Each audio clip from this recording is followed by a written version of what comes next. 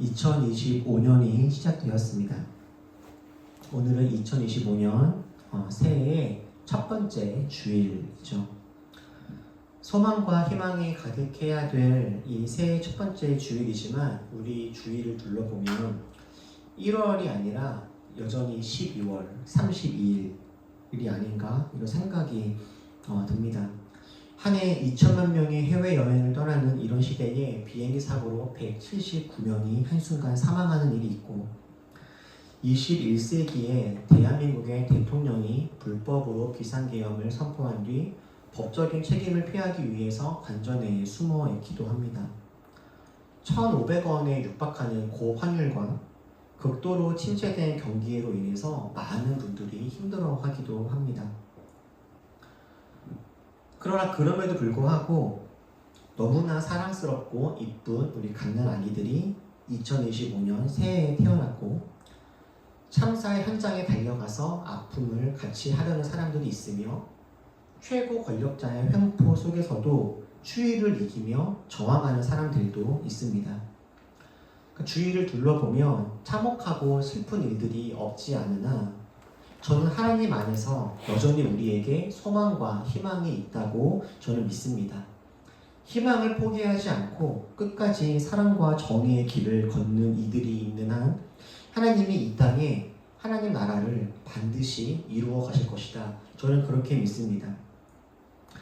새해가 되면 보통 사람들은 새해 목표를 세우곤 합니다. 운동을 열심히 하겠다라든지 영어 공부를 시작해봐야겠다라든지 다이어트를 하겠다라고 하시는 분들도 많이 있죠. 저도 우리 올해 올리브교회를 바라보면서 5가지의 목표를 가지고 있습니다. 그리고 오늘은 그 5가지 목표 중 한 가지, 올해 우리의 표어이기도 한 그 한 가지 이야기를 나눠보려고 하는데요. 이를 위해서 오늘 우리는 지옥에 대해서, 아니 더 정확하게는 지옥에 가는 사람들에 대해서 좀 생각을 해봐야 할 것 같습니다. 새해 첫 번째 설교로 지옥 이야기는 조금 그렇다 싶긴 한데요. 그래도 지옥을 묵상하는 가운데 천국의 은혜가 좀 있을 거라고 생각을 합니다. 성경에 보면요, 아브라함, 요셉, 다윗, 바울, 베드로처럼 하나님을 잘 따른 영혼 같은 사람들이 있습니다. 이들을 보면서 우리는 그리스도인으로서 어떻게 살아가야 할지를 배웁니다. 그러나 성경에는 아합, 이세벨, 헤롯처럼 하나님 앞에 악하게 살아갔던 사람들의 이야기도 기록되어 있어요. 이들의 모습은 우리가 무시해야 될 사람들의 모습인 것이 아니라 혹 내 모습은 어떠한지, 그리고 이들과 함께 살아가는 이 세상은 어떠한지를 돌아보게 하는 반면 교사와 같은 그런 모습들입니다. 오늘 저희가 함께 보려고 하는 그 사람은 결국 지옥에 간 사람입니다. 이 사람의 이야기는 실제 존재했던 사람의 이야기인 것이 아니라 예수님께서 비유로 하신 말씀이에요. 비유의 말씀이라고 하는 것은 실제로 이러한 일이 일어난 것은 아니지만 비유로 말씀을 하신 만큼 지옥에 가는 사람들의 특징에 대해서 더 정확하게 말씀하셨다라는 면에서 오늘의 말씀은 더 우리가 주목해 봐야 되지 않을까 싶습니다. 오늘 우리가 함께 읽었던 본문을 보면요, 한 부자가 나옵니다. 이 사람은 자색 옷과 고운 베옷을 입고 즐겁고 호화롭게 살아가고 있다고 합니다. 그런데 가끔만 이렇게 즐겁고 호화롭게 살아가는 것이 아니라 날마다 이렇게 산다고 해요. 저는 저희가 이렇게 살았으면 좋겠습니다. 고운 옷을 입고 즐겁고 편안하게 말이죠. 그런데 이렇게 부족할 것이 없는 부자에게 한 가지 없는 것이 있습니다. 타인에 대한 긍휼함과 사랑, 이것이 없습니다. 이 부자의 집 앞에는 나사로라고 하는 사람이 누워있다고 나옵니다. 나사로는 거지래요. 거지라고 하면 자기 스스로 자신의 삶을 이끌어갈 수 없는 사람이라고 하는 의미입니다. 반드시 누군가의 도움이 꼭 필요한 사람이에요. 길거리의 개들도 나사로가 안쓰러워서 그의 곁에 그와 함께 있는 그런 상황에 이 부자는 자기의 집 앞에 누워있는 이 나사로를 거들떠보지도 않습니다. 어떠한 관심도 두지 않아요. 나사로는 부잣집에서 나오는 음식물 쓰레기로 하루하루를 연명하고 있는 그런 상황입니다. 사람이 누군가 힘들고 아픈 사람들을 보면서 동정을 느끼는 건 인간에게 자연스러운 감정입니다. 특별히 노력을 해야 하거나 애를 써야 하는 것이 아닙니다. 그런데 이 부자는 나사로를 보면서 조금의 동정이나 연민이나 아픔도 느끼지 못했던 거예요. 어떻게 사람이 이럴 수가 있을까요? 저는 그 이유가 19절에서 이미 이야기하고 있었던 날마다에 있다고 생각합니다. 이 부자는 날마다 즐겁게 호화로운 생활을 즐겼습니다. 여러분, 좋은 옷을 입을 수 있죠. 즐거움을 누리고 호화롭게 지낼 수 있습니다. 좋은 일입니다. 그런데 날마다 끊임없이 매일매일 이렇게 살아가는 사람은 이런 삶 이외의 삶을 상상할 수 없게 됩니다. 이 부자는 자신의 쾌락에 중독이 된 사람입니다. 자신의 쾌락에 중독이 된 사람은 다른 사람의 마음에 공감할 수가 없어요. 자기만의 세계에 빠져 있으니 다른 세상을 돌아볼 수가 없는 것입니다. 반대로 누군가 아픈 사람을 가장 잘 이해하는 사람이 누구겠습니까? 아파본 사람입니다. 이번에 제주항공 참사가 일어났을 때 그 참혹한 현장에 누구보다 빨리 달려간 사람이 다름 아닌 세월호 참사 유가족들이었습니다. 그들은 제주항공 참사 유가족들이 얼마나 힘들지, 지금 그들에게 무엇이 필요할지 가장 잘 아는 사람들이었어요. 세월호 참사 유가족들은 제주항공 참사 소식을 들었을 때 가만히 있을 수가 없었다라고 했습니다. 특별히 노력을 하거나 억지로 몸을 일으킨 것이 아니라 자연스럽게 발걸음이 그리로 향했다라고 해요. 그들을 보니 마음이 아프고 그들을 보니 벌써 10년도 더 지난 그때 그 사건들이 생각나서 함께 마음이 아프다라고도 하였습니다. 아파본 사람이 아픈 사람을 알죠. 쾌락으로 중독된 부자는 나사로의 아픔을 도저히 이해할 수가 없었습니다. 그런데 이 부자한테 보이는 정말 끔찍한 모습은 그가 살아있을 때 타인에게 궁연함을 느끼지 못했다, 이것이지 않습니다. 이 부자에게 나타난 가장 끔찍한 모습은 24절에 있습니다. 우리 같이 한번 이 말씀 읽어볼까요? 자, 시작. 그래서 그가 소리를 질러 말하기를 아브라함 조상님, 나를 불쌍히 여겨 주십시오. 나사로를 보내서 그 손가락 끝에 물을 찍어서 내 혀를 시원하게 하도록 하여 주십시오. 나는 이 불 속에서 몹시 고통을 당하고 있습니다 하였다. 어느 날 이 부자는요, 삶을 마감합니다. 아무리 부자여도 생의 마지막이 있죠. 그 어떤 부자도 권력자도 죽음을 피할 수 있는 사람은 없습니다. 그리고 모든 이들은 죽음 이후에 심판이 있죠. 이 부자는 죽어서 지옥에 갔습니다. 지옥에서 고통스러운 시간을 보내던 어느 날 그는 멀리 천국에 아브라함과 아브라함 품에 있는 나사로를 봅니다. 그리고 이 말씀처럼 소리를 질렀던 거예요.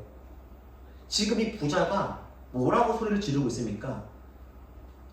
나사로를 자신에게 보내서 나사로의 손끝에 물을 찍어서 자신의 혀를 시원하게 해달라라고 그렇게 요청하고 있습니다. 뿐만 아니라 28절에는요, 이렇게 이야기하기도 합니다. 지금 자신에게는 형제가 있습니다. 아직 이들은 죽지 않고 살고 있는 사람들이에요. 이들에게 나사로가 가서 그들에게 경고해서 그들만큼은 지옥에 오지 않도록 그렇게 말씀해 주세요. 이렇게 아브라함에게 부탁을 하고 있어요. 여러분, 이 부자의 끔찍함이 보이십니까? 무엇이 끔찍하다고 느껴지십니까? 여러분, 부자는요, 지금 살아있지 않습니다. 부자는 죽어 있어요. 죽어서 지금 어디에 있습니까? 지옥에 있습니다. 그런데 지옥에 와 있는 그 부자가 나사로를 대하는 태도를 보십시오. 부자는 살아있을 때에도 나사로를 사람 취급하지 않았습니다. 마치 길거리의 개처럼 그냥 음식물 쓰레기를 먹어도 괜찮은 존재인 것처럼 그렇게 방치하고 신경 쓰지 않았던 존재예요. 부자에게 나사로는 그냥 자기 집 앞에 있는 어떤 도구에 지나지 않았습니다. 이처럼 살아있을 때도 나사로를 사람 취급하지 않았던 이 부자는 본인이 죽은 다음에도 나사로를 존중하지 않습니다.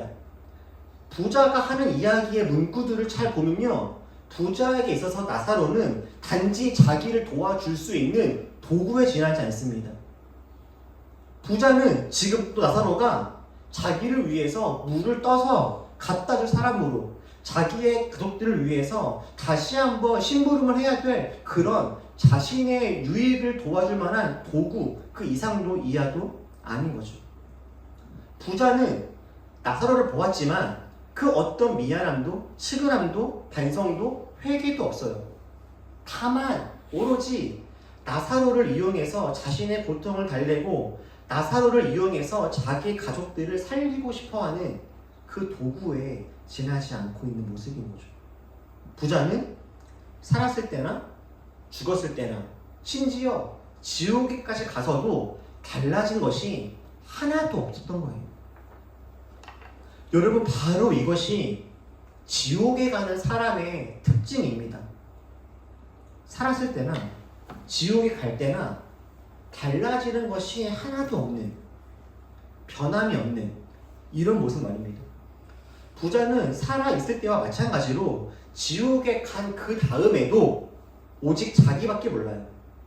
달라진 것이 한 가지 있다면 살아있을 때에는 자신의 쾌락에 중독이 되어 있었는데 이제는 자신의 고통에 중독이 되어 있다.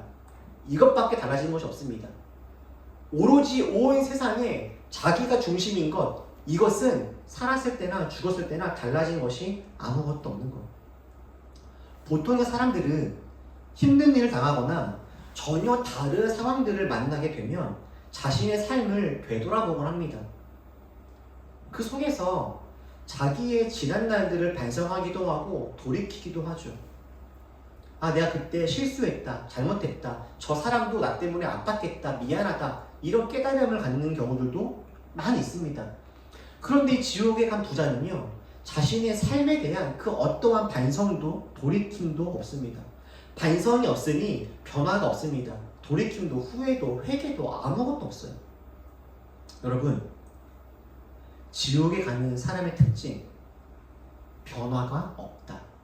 달라지는 것이 아무것도 없다. 이것이에요. 그리고 성경은 이것을 완악함이라고 표현합니다. 완악함. 애굽의 바로가 바로 이랬습니다. 바로는 하나님으로부터 10가지의 재앙을 경험합니다. 10가지의 재앙을 경험할 때 잠시 하나님이 정말 살아계시는구나, 하나님은 두려운 분이시구나 라고 잠시 생각합니다. 그러나 정말 얼마 지나지 않아서 바로의 마음은 금세 완악해집니다. 원래 자기 모습으로 되돌아갔다라고 하는 말이죠. 하나님을 두려워하지도 않고 다시금 자기 중심의 세상으로 그렇게 다시금 살아갑니다. 예수님은 오늘 비유에서 천국과 지옥 사이에는 큰 구렁텅이가 있어서 오고 갈 수가 없다, 이런 말씀을 하세요. 이 비유에서 천국과 지옥 사이에는 큰 구렁텅이가 있어서 오고 갈 수가 없다라고 하는 이 말씀은 천국과 지옥 사이에는 물리적인 거리가 아주 길다, 멀다, 이런 의미가 아니라 천국을 사는 사람은 지옥을 사는 사람의 그 마음을 도저히 이해할 수가 없고, 반대로 지옥에 사는 사람들도 천국에 사는 사람들의 그 마음, 타인을 이해하고 공감하고 배려하고 하나님의 마음을 알고 느끼고 경험하고, 이런 마음을 도저히 함께 공유할 수 없다라고 하는 그런 의미일 것입니다. 천국과 지옥의 거리는요, 그처럼 멀다라는 거. 지옥에 사는 사람들의 마음이 얼마나 완악하냐면 천국을 살아가는 하나님 마음이 있는 사람들의 그 마음을 조금도 헤아릴 수 없는 그 정도의 완악함이 이들 마음속에 있다라고 하는 거죠. 여러분, 우리들 모두는요 다 연약하고 부족합니다. 우리들 안에도 이 부자처럼 크고 작은 죄와 악함, 부끄러운 모습들이 있습니다. 우리도 때로는 우리 주위에 있는 누군가를 보아도 외면하고 싶을 때가 있고 외면할 때도 있고 공감하지 못할 때도 있고 궁결함을 느끼지 못하는 순간들도 있습니다. 그런데 정말 큰 문제가 무엇입니까? 우리 안에 이런 모습이 있다라는 게 큰 문제인 것이 아니라 이 모습이 변하지 않고 있다라고 하는 것이 문제입니다. 이 모습이 있다면 이 모습은 발견되어져야 되고 발견되어졌다면 변화되어져야 됩니다. 죄가 있어서 죽는 것이 아니라 죄가 있어도 그것을 알아도 회개하지 않고 변화되지 않는 사람들, 달라지지 않는 사람들, 그 사람들이 불행한 사람들인 것이죠. 그래서 저는 올 한 해 우리가 변화가 있는 삶을 살아가기를 꿈꿉니다. 꼼짝하지 않고 자기 안에 갇혀있는 것이 아니라 옛사람은 버리고 새 사람을 입으면서 날마다 하나님을 닮아가는 우리가 되었으면 좋겠어요. 그래서 올 한 해 우리 올리브교회가 품고 있는 아주 중요한 핵심 가치이자 올해 우리의 목표는 균형 잡힌 성장을 하는 것입니다. 자라가는 거예요. 어떻게 해요? 하나님과 자신과 이웃과 세상, 이 네 가지의 관계에서 균형 있게 우리는 자라가는 것입니다. 내가 어제는 이런 모습이 있다라고 해도 오늘은 어제와는 또 다른 모습으로 주님을 조금 더 알아가고 자기가 자기를 조금 더 이해하고 이웃들과 공감하고 세상에 의미 있는 일들을 해나가면서 그렇게 어제와는 다른 모습으로 한 발 한 발 자라가는 거죠. 여러분, 그렇게 우리 올 한 해 자라갑시다. 성장하고 성숙하여지고 달라지고 변화되어지는 그런 한 해를 삽시다. 그래서 우리 올리브교회는 올해 표어를 우리들은 잘한다 라고 정했습니다. 작년 우리들은 이 땅에 올리브교회에 씨앗을 뿌렸습니다. 돌밭 같고 가시밭 같은 세상 속에서 뿌려진 씨앗이어서 이 씨앗이 잘 심기지 못하고 혹시 새들이 와서 쪼아 먹을까? 햇빛이 타서 없어질까? 걱정했던 시간들도 있었지만 하나님은 우리들이 1년 동안 잘 뿌리가 내릴 수 있도록 하셨어요. 그리고 2살이 되어지는 올해 이 땅에 심겨진 우리들 잘 자라갔으면 좋겠습니다. 예수님이 이 땅에 오셨을 때에도 예수님은 장성한 남성의 모습으로 오신 것이 아니었습니다. 예수님이 이 땅에 오셨을 때 누군가의 보살핌이 없으면 결코 살 수 없는 작고 약한 아기의 모습으로 이 땅에 오셨어요. 그런데 그렇게 작고 약한 아기로 오신 예수님은 누가복음 2장 52절에서 이러했다라고 이야기해 줍니다. 같이 함께 읽어볼까요? 52절 시작. 예수는 지혜와 키가 자라고 하나님과 사람에게 더욱 사랑을 받았다. 예수님이 이 땅에 오셔서 열심히 가장 먼저 했던 일이 무엇입니까? 자라는 겁니다. 지혜와 키가 자랐습니다. 처음부터 완벽했던 것이 아니라 예수님도 자라갔어요. 아기에서 장성한 분량의 모습으로 이렇게 커나갔던 것입니다. 그리고 결국에 하나님과 사람들에게 기쁨이 되어지고 사랑받는 분이 되어져 가셨죠. 저는 우리들도 예수님처럼 이렇게 자라기를 소원합니다. 하루하루 시간이 지나갈 때마다 나이를 먹을 때마다 우리들의 인격과 신앙이 성숙해지고 하나님과 사람들에게 더욱더 사랑스러워지는 작은 고난들은 이제는 웃으며 넘길 수 있고 작은 헌신과 희생은 이제는 기쁨으로 감당할 수 있는 그런 사람들로 우리 자라갈 수 있으면 좋겠습니다. 누군가의 도움을 받아야만 살아갈 수 있었던 우리들이었다면 이제는 다른 사람을 돕고 섬길 수 있는 사람들로 자라갈 수 있으면 좋겠어요. 자기밖에 모르던 삶에서 이제는 다른 사람의 아픔에 공감하고 마음을 열고 손 내밀 수 있는 그런 사람으로 자라갈 수 있으면 좋겠습니다. 그리고 이렇게 자라가기 위해서 저는 여러분들께 간곡히 부탁하며 도전합니다. 여러분, 우리가 어떻게 해야 자라갈 수 있겠습니까? 어떻게 해야 자기 중심성을 깨고 성장할 수 있겠습니까? 사실 지옥에 있던 부자가요, 아브라함과 대화할 수 있게 된 계기가 한 가지가 있습니다. 지옥에 있던 부자에게도 사실 기회가 한 번 있었어요. 그게 바로 23절입니다. 부자는요, 언제나 자기 자신만을 바라보는 사람이었습니다. 나의 쾌락, 나의 즐거움, 나의 고통, 나의 아픔.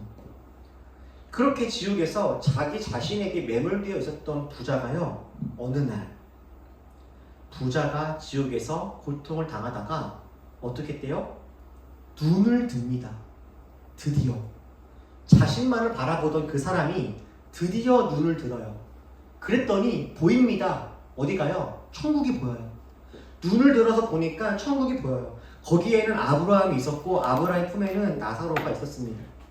여러분, 눈을 들어서 나 말고 밖을 봐야 합니다. 밖을, 외부를, 나 이외의 것들을 돌아봐야 돼요. 물론 부자에게는 이렇게 눈을 들어서 천국을 바라봤던 기회가 있었으나 부자는 그냥 딱 여기까지였죠. 천국을 바라보았고 새로운 세상을 알게 되었지만 부자는 거기까지 도달하지는 못했습니다. 그러나 저희들에게는 기회가 있습니다. 우리는 보고 그 길로 걸어갈 수 있는 기회가 있어요. 여러분, 무엇을 봐야겠습니까?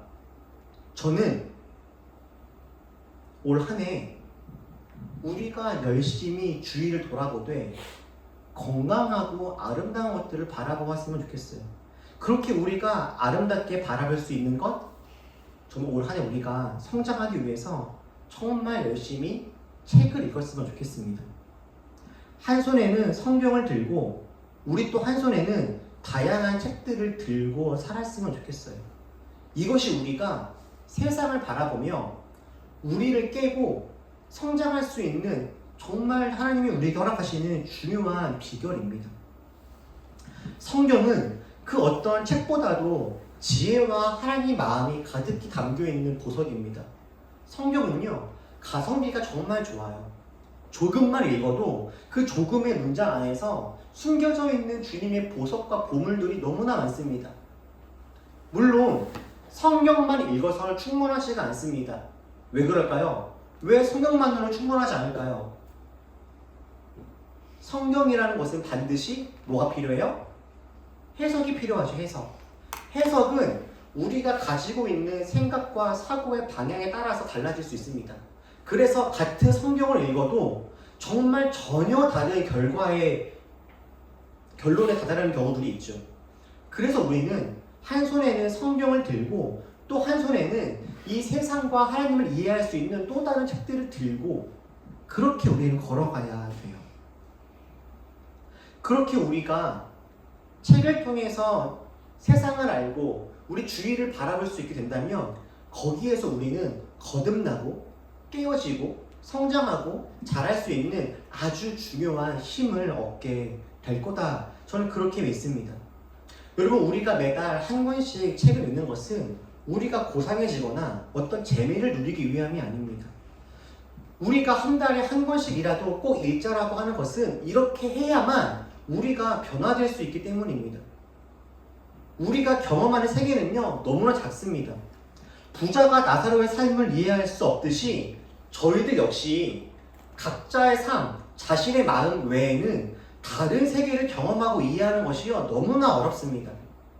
그러나 이렇게 작은 세계를 넓혀주는 것이 다름 아닌 독서이죠. 책입니다. 그리고 대화이고 배움입니다. 우리는 책을 통해 영화를 보면서 사람들과의 대화와 나눔을 통해서 배움을 통해서 그렇게 넓어져 갈 겁니다. 자라가게 될 것이고요. 여러분들께 간곡히 부탁드립니다. 우리 함께 읽읍시다. 그리고 배웁시다. 그리고 나눕시다. 혼자 읽지 않고 우리가 함께 읽는 것은 어떤 책을 읽는다 하여도 말씀드린 것처럼 각자는 각자가 알고 있고 볼 수 있는 눈으로만 봅니다. 사람은요, 다 자기가 볼 수 있는 만큼밖에 못 봐요. 그럴 때 나는 이만큼 봤는데 저 사람이 이만큼 봐줬다는 것을 함께 나누고 배우고 대화하는 가운데 우리는 자신을 깨고 더 다양한 세상들을 경험할 수 있게 될 거예요. 그래서 우리는 함께 읽고 함께 나누면서 함께 자라가게 될 것이겠죠. 그리고 우리가 이렇게 한 달에 최소한 한 권씩 함께 책을 읽고 말씀을 묵상하고 살아가다 보면 여러분 이렇게 10년 신앙생활 하잖아요.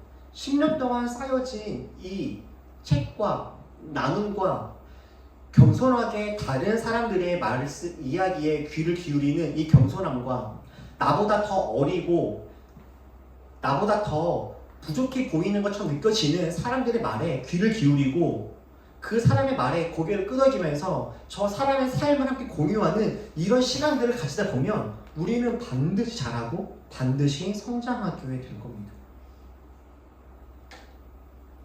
정말 사랑하는 우리 올리버 여러분, 올 한 해 우리 이렇게 자라갑시다. 변해갑시다. 성장하고 성숙해갑시다. 그렇게 열심히 자라서 하나님 나라를 이 땅에서도 누리고 이 땅의 다른 사람들에게 선물할 수 있는 그런 우리 모두가 되기를 주님의 이름으로 축복합니다. 기도하겠습니다.